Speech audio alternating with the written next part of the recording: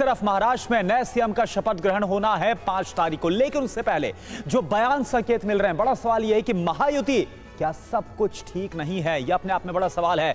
महाराष्ट्र में सरकार गठन के पर सस्पेंस बरकरार है। अजित पवार दिल्ली में है, गृह मंत्री अमित शाह से उनकी मुलाकात हो सकती है।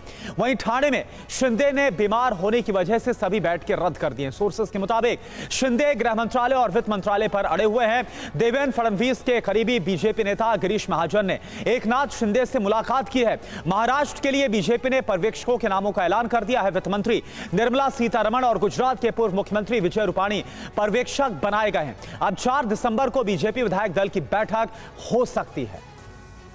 लेकिन सवाल यह है कि सस्पेंस आखिर क्यों है? 10 दिन हो गए हैं, सीएम पर सस्पेंस बना हुआ है। अब आपको बताते हैं कि महायुति के 3 बड़े नेता कहां-कहां इस वक्त मौजूद हैं। अजित पवार अभी दिल्ली में मौजूद हैं, एकनाथ शिंदे फिलहाल ठाणे में मौजूद हैं, देवेंद्र फडणवीस मुंबई में रहकर वेट एंड वॉच की स्थिति में इस वक्त दिखाई दे रहे हैं। सवाल उठता है कि महाराष्ट्र में कोई बड़ा सरप्राइज क्या बाकी है क्या?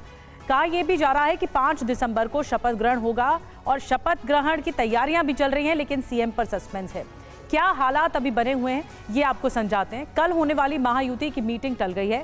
फडणवीस के करीबी गिरीश महाजन शिंदे से मिले हैं।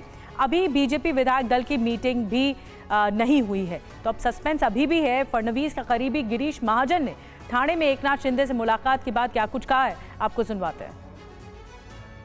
कोई नाराजी नहीं है। माननीय एकनाथ जी शिंदे साहब 4-5 दिन से बीमार थे, इसीलिए मैं तबियत की पूछताछ करने यहाँ पर उनके घर आया था।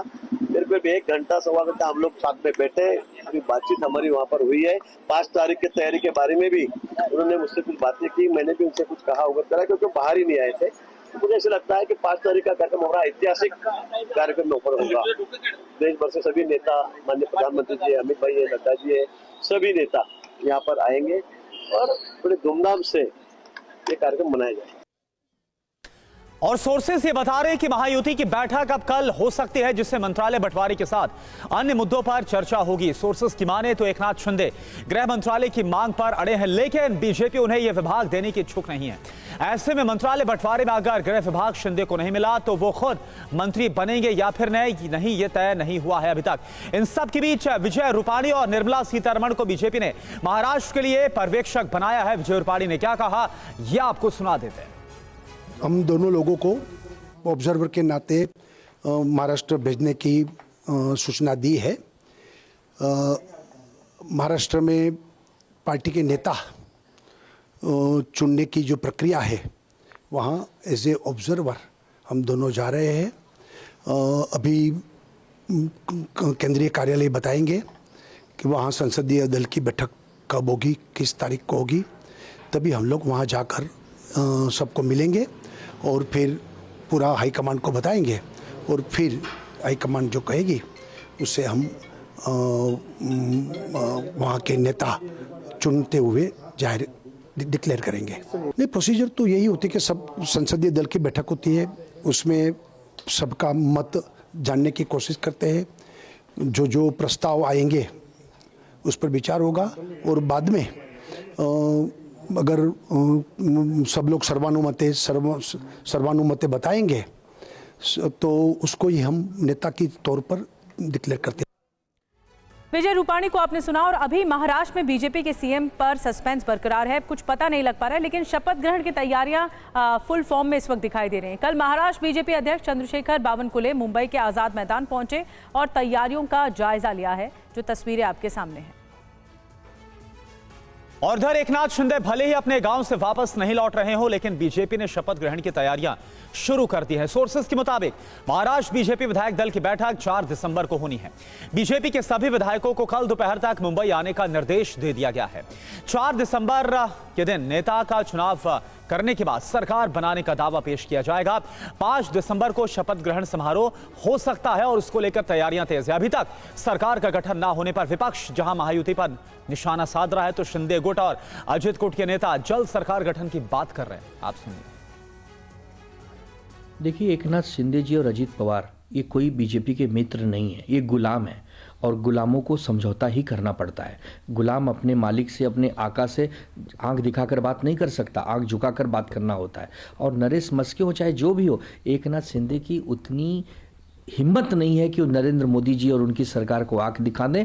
हाँ, ये है कुछ खिचड़ी जरूर पक रही है, लेकिन अभी बहुत ज़्यादा देर से पक रही है। आज 9 दिन से ज़्यादा का समय आ गया। अब तक तो बीरबल की खिचड़ी पक गई थी, लेकिन ये महाराष्ट्र सरकार नहीं आई है और आज महाराष्ट्र को एक पूर्णकालीन सरकार की आवश्यकता है।